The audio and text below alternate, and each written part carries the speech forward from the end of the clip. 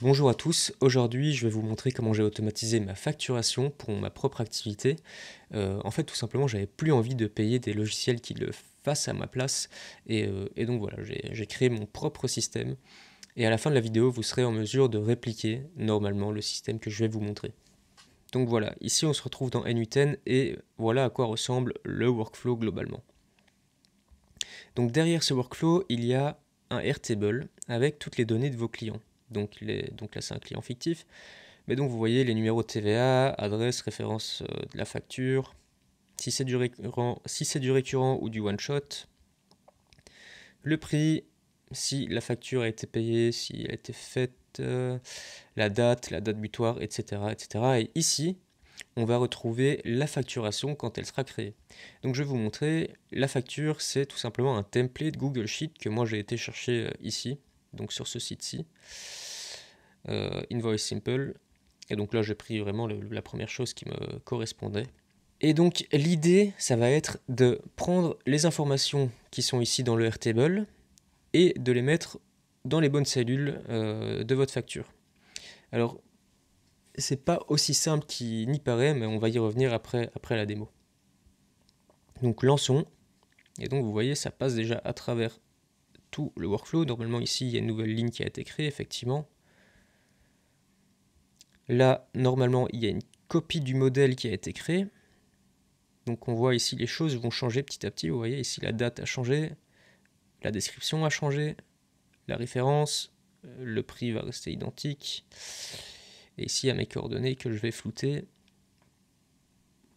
Donc voilà, là on transforme le document en PDF, donc on va aussi pouvoir le retrouver ici dans la facture, ici donc une facture en PDF.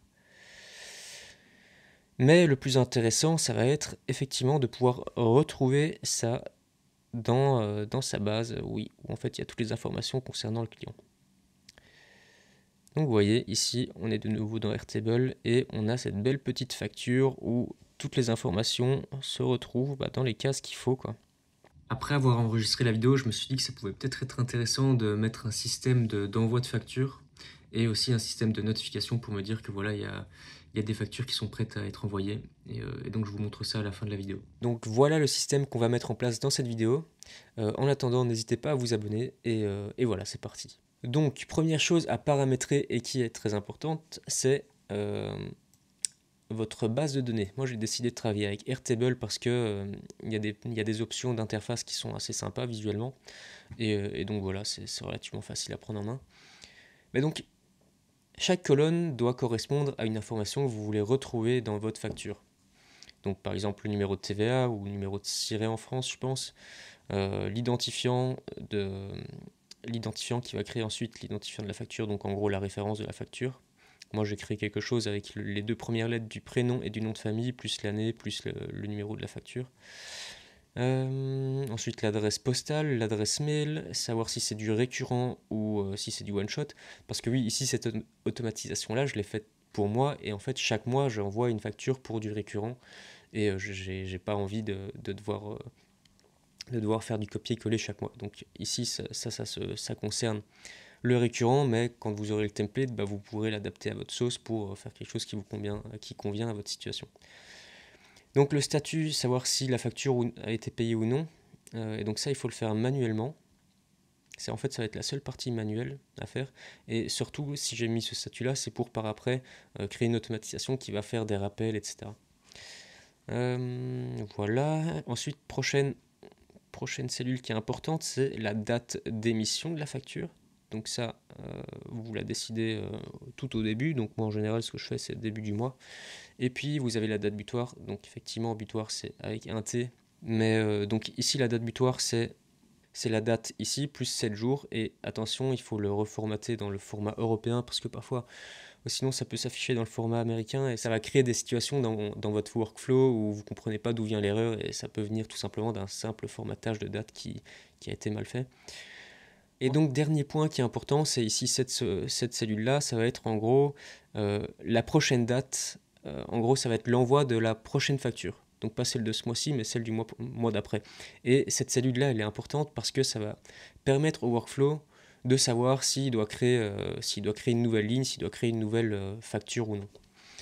Donc voilà, ça c'était la partie Airtable. Nous voici dans N8N et commençons par le début. Donc on va avoir un nœud forcément trigger, donc là c'est un trigger click, mais donc trigger c'est ce qui va lancer l'automatisation. Mais vous pouvez mettre par exemple un trigger par exemple tous les mois ou tous les jours, ou bref, ça c'est à vous de voir ce que vous désirez faire en fonction de votre configuration.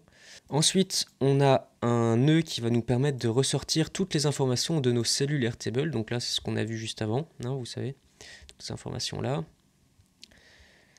Ensuite, on va avoir un filtre de la date. Donc là, je vais le montrer comme ça, mais donc globalement, j'ai pris la date de création. Donc ça, c'est ce que je vous disais à la fin, qui est hyper important. C'est cette date-ci, puisqu'il va regarder cette date-là pour savoir si oui ou non il doit créer quelque chose. Et donc là, c'est la date d'aujourd'hui. Et donc je lui dis, bon, bah, si la date de mon Airtable est après aujourd'hui, et ben à ce moment-là, tu peux y aller.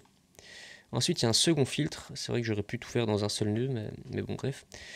Je lui dis, ok, maintenant tu prends que les lignes s'il y a la cellule récurrente. Et ensuite, il y a l'entreprise, mais là c'est pour l'exemple. J'ai dit, bon, bah, que pour Jean Dupont, parce que sinon vous voyez mes autres clients et ça, j'avais pas spécialement envie. Donc ça, c'est pour les filtres. Une fois qu'on a passé les filtres et qu'on a détecté ce qu'il y avait à faire, et ben là, on va créer une nouvelle ligne. Et donc, clairement, je vais lancer l'automatisation à nouveau, comme ça vous allez le voir en live. C'est que ça va créer une ligne pour ce mois-ci. Hop, forcément, vous voyez, ça a créé la ligne pour ce mois-ci. Et donc, la prochaine date à laquelle il devra qu'il devra prendre en compte pour la création d'une facture, ça va être celle-ci. Là, ça va arriver d'une minute à l'autre. Et donc, vous voyez ici, il y a la jolie petite facture, et aussi ce que je vous ai peut-être pas dit, je sais plus, c'est que vos factures, elles vont se retrouver dans un drive, donc la facture en Google Sheet et en PDF vont se retrouver dans un drive. Bon, ici, vous voyez, j'ai fait quelques exemples, mais donc ici, facture PDF, facture Google Sheet, j'ai même fait plus qu'un essai. Retournons à nos moutons. Donc, la création de la ligne, on l'a vu. Et globalement, je vais reprendre toutes les informations qu'il y avait dans le nœud précédent, et dans la ligne précédente, et je vais aller venir les ajouter dans la nouvelle ligne. En faisant bien attention de mettre le statut non payé, bien sûr. Et je sais qu'il y a une autre chose qui était importante, c'est ici. Et donc, oui, ici, ça va me créer la référence de ma facture. Et en fait, moi, j'ai envie qu'à chaque fois, ce numéro-là, il avance dans la facturation. Par exemple, pour le premier mois, ce sera G du 2025-01. Pour le deuxième mois, j'ai envie que ça passe à 2. Pour le mois d'après, ça passe à 3. Donc ça, c'est un petit bout de code que j'ai demandé à ChatGPT qui me le crée, et pour que ça avance automatiquement et qui tienne compte justement de la référence du mois précédent, etc. Ici, j'ai un nœud où j'itère en gros la partie description, donc ça, on va le voir après. Mais globalement, c'est que j'avais un problème quand je voulais coller la description de la facturation. Donc par exemple, voilà ici la description du projet. J'avais souvent un bug quand je voulais le mettre, quand je voulais le mettre ici. Ça me faisait souvent une erreur. Et donc j'ai rectifié cette erreur-là ici. Pareil, ça c'est un nœud que j'ai demandé à ChatGPT. Je lui ai dit, bon, bah voilà mon problème, est-ce que tu peux me régler ça? Et il m'a fait cette expression-là. Honnêtement, pour toutes les expressions un peu simples, qui est juste une question de formatage ou quoi, vous pouvez tout demander à une IA, ça ira beaucoup plus vite. Ensuite, une fois qu'on a passé ces étapes-là, on va aller créer une copie de notre modèle. Donc, voilà, moi je vais dans mon drive, facture, et ici vous voyez j'ai modèle de facture. Et bien ce modèle-là, je vais aller le copier dans N8N, et je vais lui donner le nom globalement de la référence de ma facture. Donc là on a un nouveau fichier qui s'est ouvert dans le drive. Un de ces fichiers-là. En gros là je vais reprendre toutes les coordonnées que je vais avoir besoin et que je vais aller coller dans mon template, et je vais tout simplement les mettre ici pour leur donner une forme. Par exemple, tout ce qui concerne le numéro de TVA, ça va juste me ressortir les infos de cette manière-là, quoi. Et donc ça sert juste à remettre un peu les informations au propre. Ensuite, donc ici, vous voyez, j'ai fait des calls HTTP, et globalement ce que je fais, c'est que je vais aller insérer les informations des cellules, donc des cellules de ma base de données, donc toutes ces informations-là. Je vais aller à chaque fois les mettre dans les cases correspondantes de mon template. Et ça, c'était pas possible de le faire avec les modules normaux de Google Sheet. Ici dans N8N, il n'y avait pas la possibilité, ou en tout cas, j'ai pas trouvé le moyen de le faire simplement, d'aller juste modifier une cellule. Donc voilà, ça c'était la méthode la plus simple que j'ai trouvée pour appliquer ces modifications-là. Et donc, pour le call HTTP, pour modifier les cellules dans le template, globalement, vous allez devoir faire un call, un put, et vous allez devoir prendre ce lien. Donc, je vais le mettre en plus grand. Donc là, vous pouvez copier presque exactement la même chose, sauf que ici, vous allez devoir mettre l'ID du template. Et en gros, l'ID, vous voulez savoir ce que c'est? Eh bien, c'est cette partie-là du template, en gros.